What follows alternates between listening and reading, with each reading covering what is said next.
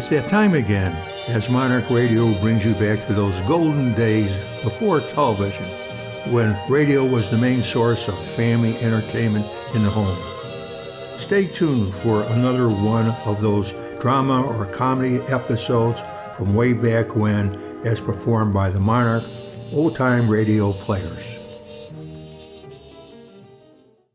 The Fat Man radio show was a popular detective drama during the 1940s and early 1950s.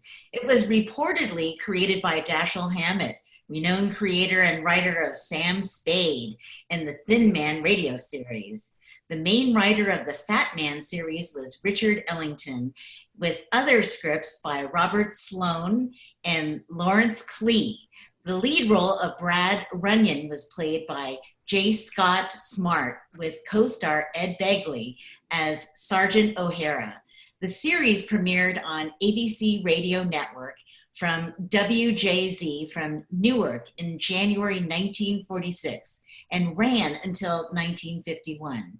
It is now Monarch Radio's pleasure to present the recreation of one of those episodes from July 22, 1949, entitled Murder is the Medium, as performed by the Monarch old-time radio players. There he goes into that drugstore. He's stepping on the scale. Weight, 239 pounds. Fortune, danger. Who is it? The Fat Man.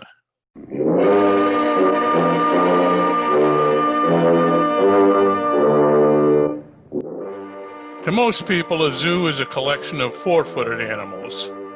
But there's one menagerie I know of where the inmates walk on 2 feet. In the first cage, for instance, you'll find the giant forger, whose specialty is writing other people's names. And in another iron cell, you can expect the genus pickpocket, known also as the little dip, who can sometimes prove that the hand is quicker than the eye. But the prize exhibit is a hopped-up character with a nervous twitch in his forefinger. He prowls alone when he looks for prey, and he's known for his taste for murder. That's the Fat Man, a fast-moving criminologist who tips the scales at 239 pounds.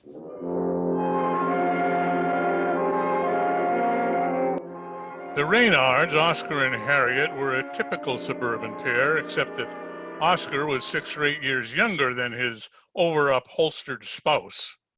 He was a meek little guy in a seersucker suit, while Mrs. Reynard looked like the vice president in charge of production for the Hillsdale Sewing Circle.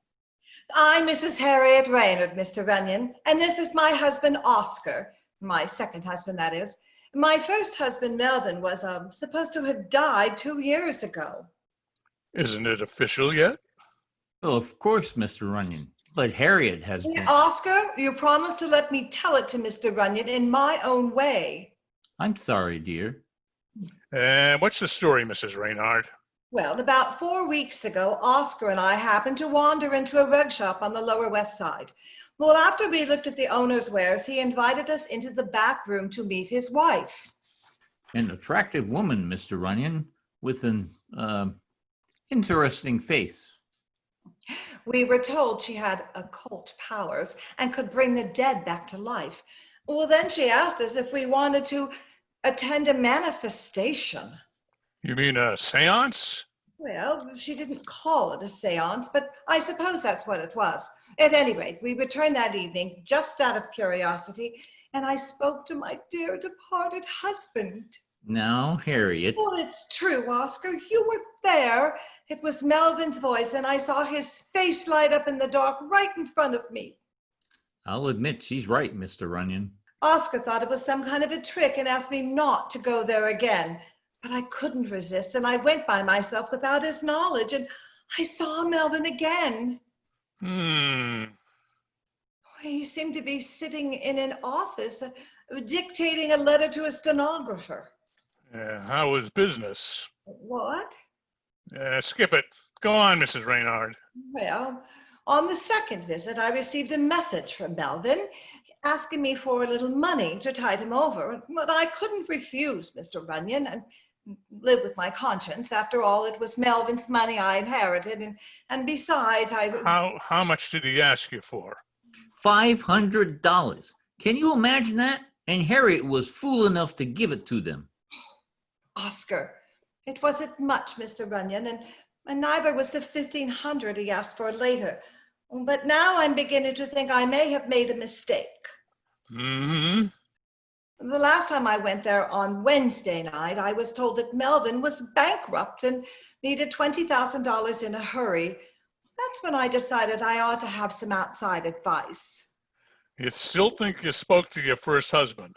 I wouldn't have accepted Melvin's voice alone as final proof, but I saw him, Mr. Runyon, right in front of me, and I wouldn't mistake the face of a man I'd been married to for 15 years. When's your next rendezvous with Melvin, Mrs. Reynard? Today at 6. Is that when you're supposed to shell out the 20 grand? I was told to bring all cash. Have you made the withdrawal? Not yet, but I have $500 in my bag. Mm-hmm. Let's have that. In advance? Isn't that unusual, Mr. Runyon? Keep your shirt on. I'm not in that much of a hurry for a fee. Here you are, 5 $100 bills. Mm-hmm. Good. Now, just a minute here. What are you doing, Mr. Runyon? I'm marking the bills. There. All right, Mrs. Reynard, put them back in your bag and hand them to the medium when you see her. Then leave the rest to me. Just what do you intend to do?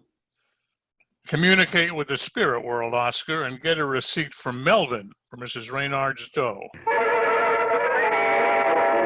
The rug shop was a murky little joint that reminded me of an Asiatic bazaar. The walls were covered with Oriental rugs, and I could smell the pungent odor of strong, aromatic coffee someone was brewing in the rear. The proprietor was a thin little man, whose accent I couldn't quite place, but I knew it wasn't far from the Persian Gulf. His manners were impeccable, and his smile was full of teeth while he clasped his skinny hands in a gesture of greeting. It is my wish to serve you, sir. Oh, are you the owner? Mr. Poisson, at your command. I'm shopping for rugs. Ah, we make a specialty here, sir, of rugs.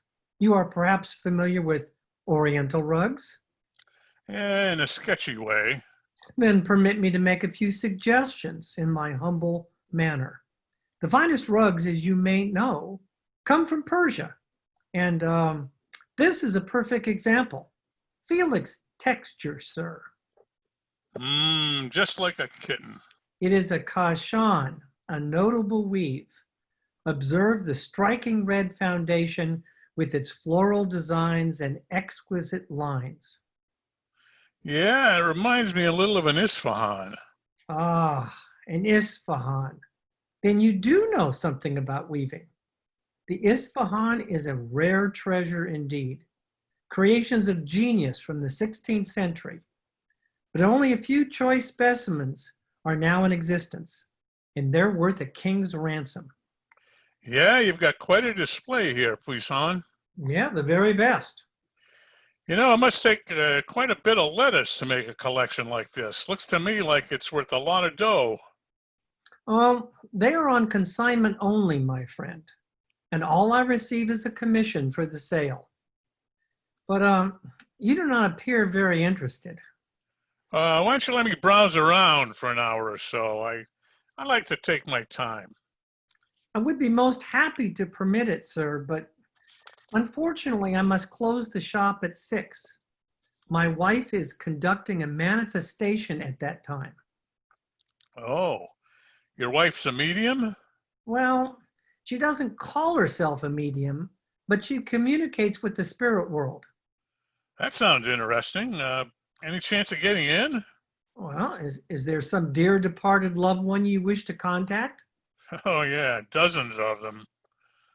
Poisson! Poisson! Angela, my dear. My assistant, sir. How do you do? Your wife wants to see you. Oh, thank you, Angela. Excuse me for a moment, sir. Surely. Who are you? The name is Runyon. What are you doing here? Shopping. You're not looking for rugs. You're looking for trouble.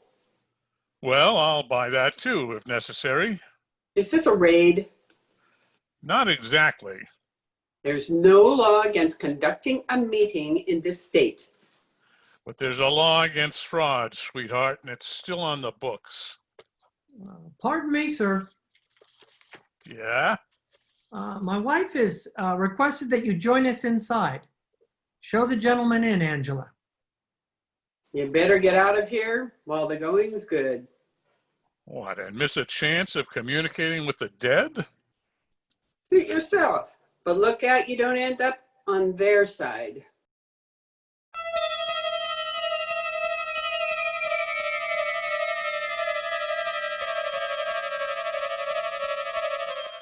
She led me to a room in the back that was windowless and smelled as stuffy as a tomb. There were a number of folding chairs lined up against the wall, the kind they use in funeral parlors. And behind a bare desk, her face as rigid as a mask, sat an oriental-looking woman. We were joined by Oscar Reynard and his wife about 5 minutes later, but we gave no sign of recognition. And as Puissant shuffled to the center of the room, I could feel the tension mounting, like the approach of an electrical storm. The light, Angela. Put it out, please. Now we are ready to begin. We are waiting, Salah. We are gathered here together this night again to make contact with our friends in Otherworld. Is there anyone here who wishes to talk to one of the departed? And I do. Identify yourself, please. Harriet Reynard. And who do you wish to see? Melvin Bishop, my late husband. Melvin Bishop, do you hear me? Return to Earth and make your presence known. Melvin? Ah. The contact is difficult, Salah? Very difficult. But you promised me he'd come. I'm sorry, Mrs. Reynard, but it is quite impossible. Oh, look! Look, it's Melvin. There he is, Mr. Runyon. He's above her head. Ah! Put on that light.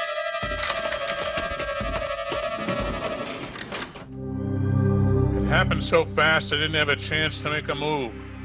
The face of a man of 60 appeared behind the medium, hazily at first, then much clearer, like solidifying smoke. The next thing I knew, someone brushed past me quickly and I heard the door open and close as I groped for the light. But Oscar beat me to it. And when the light went on, I saw him standing near the switch while his wife had passed out completely in her chair.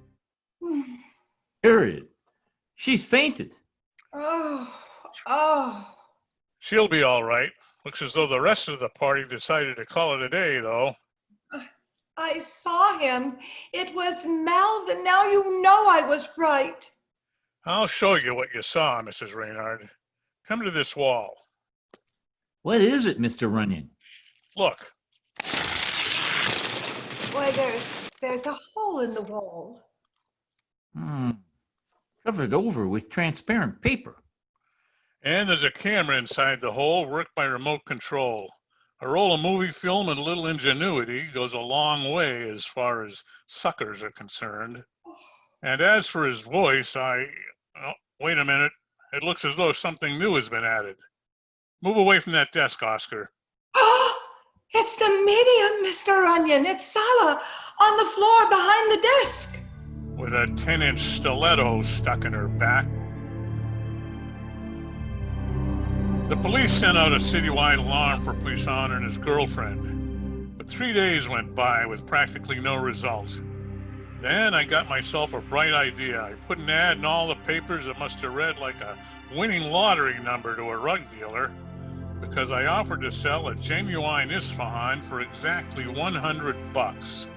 I listed my phone address and my apartment number, but I didn't include my name, and for a day or so I was flooded with fancy offers.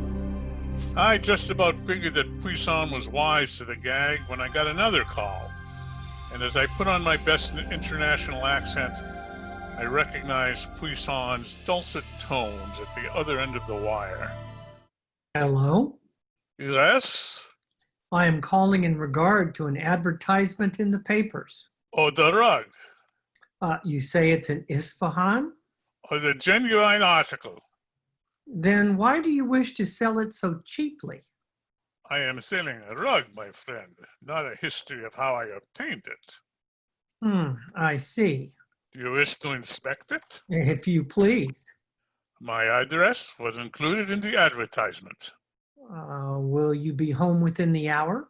I shall be most delighted. And I shall be most pleased to visit your house.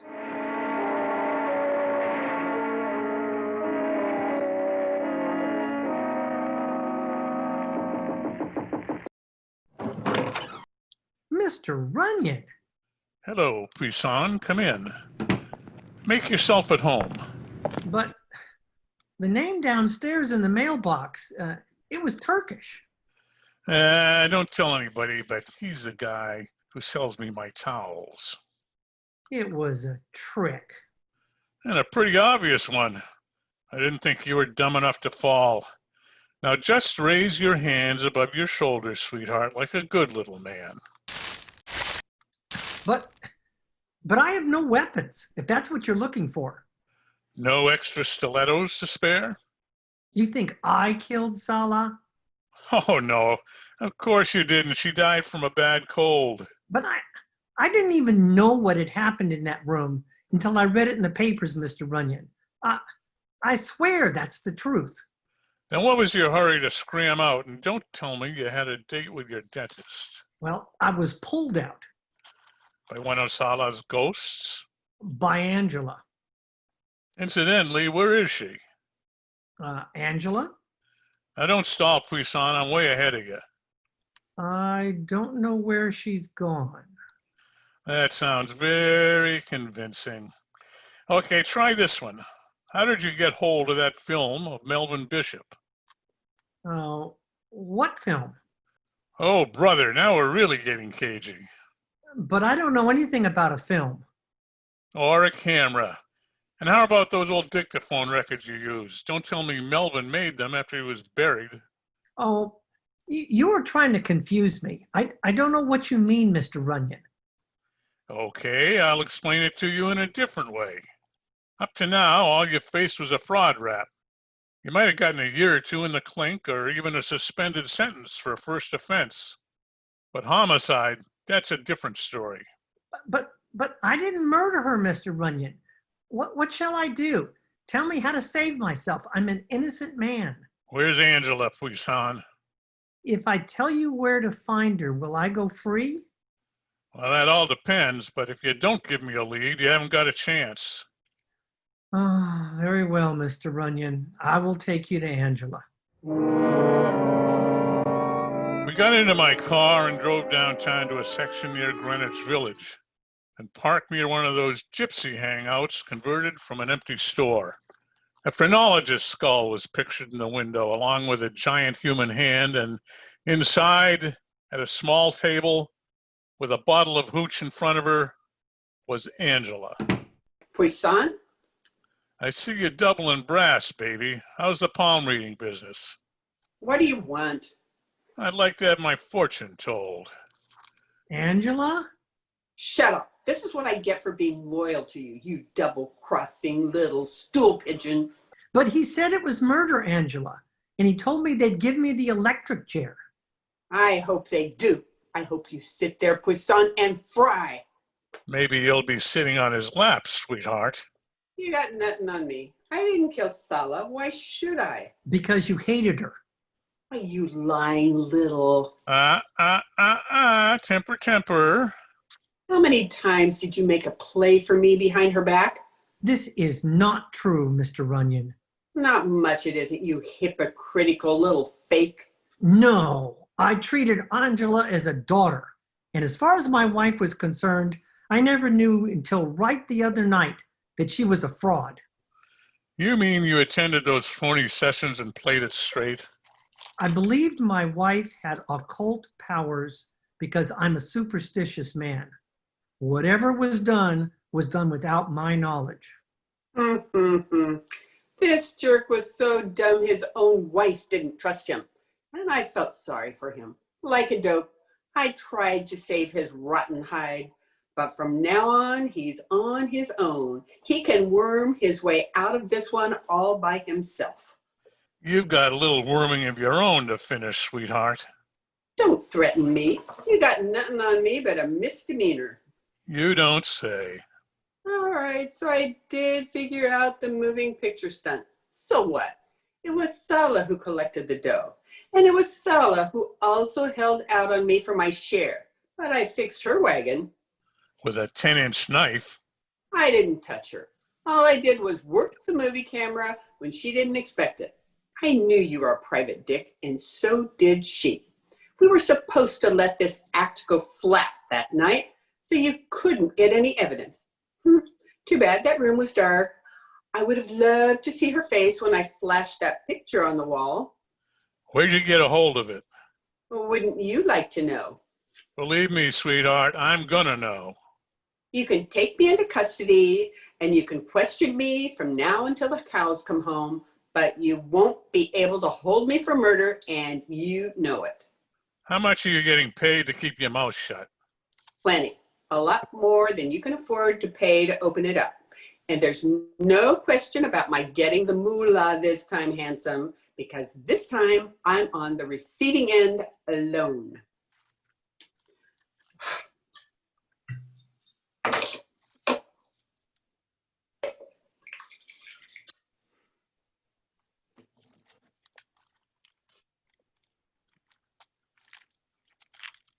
Well, here's luck, you oversized flatfoot. All good for me and all bad for you.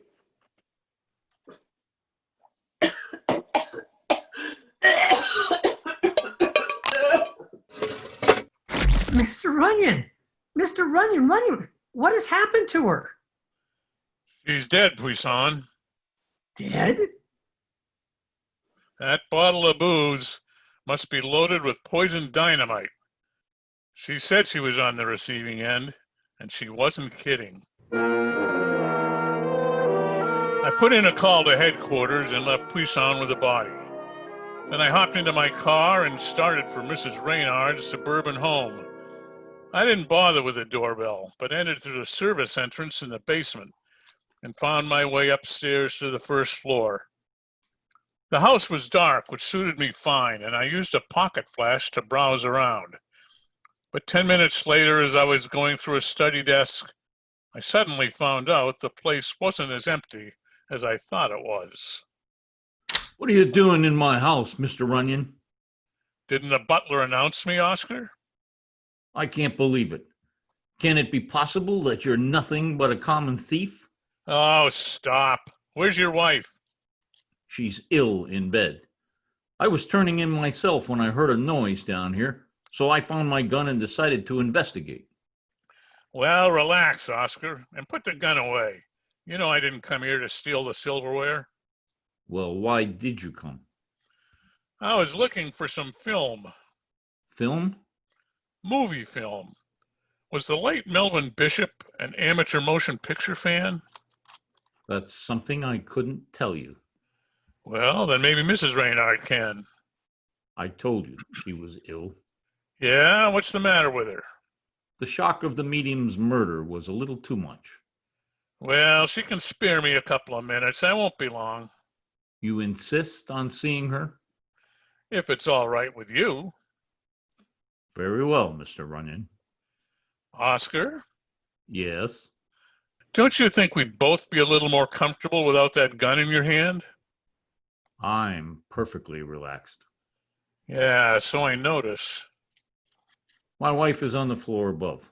We'll use those stairs. You can proceed to her room, Mr. Runyon, and I will follow right behind.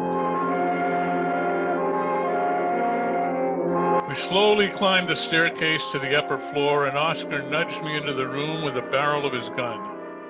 His wife was in bed, propped up on a couple of pillows, and I noticed a glass of milk on the table right next to her. She looked a little startled when her husband and I walked in, particularly when she saw the gun in Oscar's hand and the unusual expression on his ordinarily timid face. "Sorry to disturb you, Mrs. Reynard." I found Mr. Runyon in the study downstairs, prowling through the house. Well, I don't understand. "Well, you will in just a minute." Mr. Runyon would like to ask you a question, Harriet. "It's already answered. That moving picture film the medium used belonged to Melvin Bishop, and it came from here. I found more just like it in the study desk." But how did they get a hold of it? "Well, that's what I was trying to figure out. It could have been stolen, by Angela, for instance, but that theory was eliminated when Angela was. Eliminated? The girl is dead, Mrs. Reynard.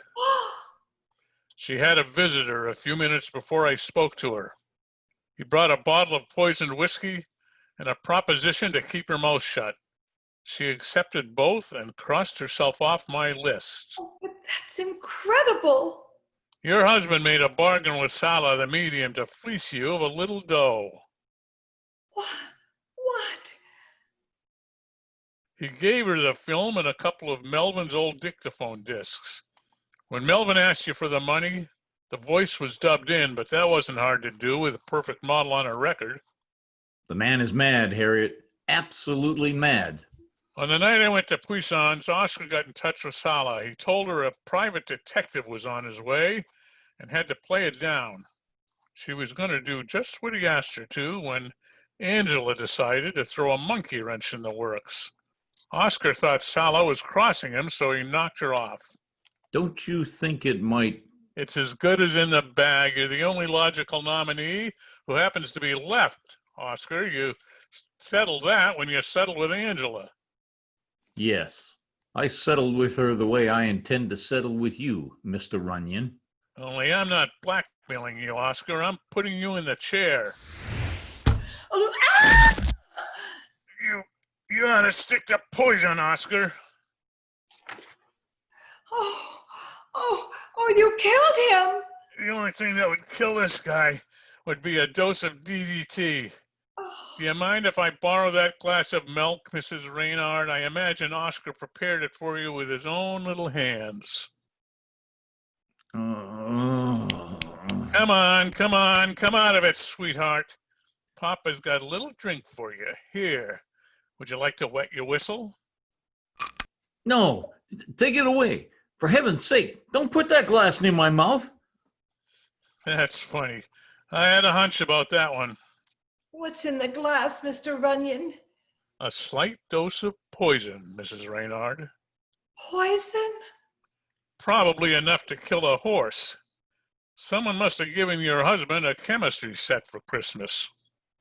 All right, Oscar, up on your feet. All right. The next time you attend a seance, you'll be sitting in the important chair. And when they pull that switch, Buster, you'll contact Melvin Bishop in person.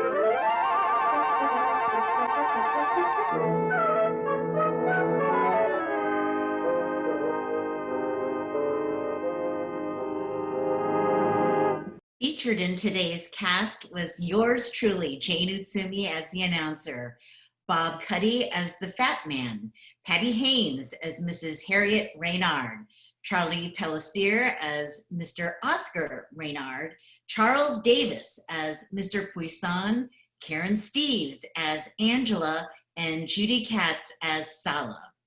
Due to the current shelter in place, our recreation of this Fat Man episode was conducted remotely, where each cast member was located in their respective homes.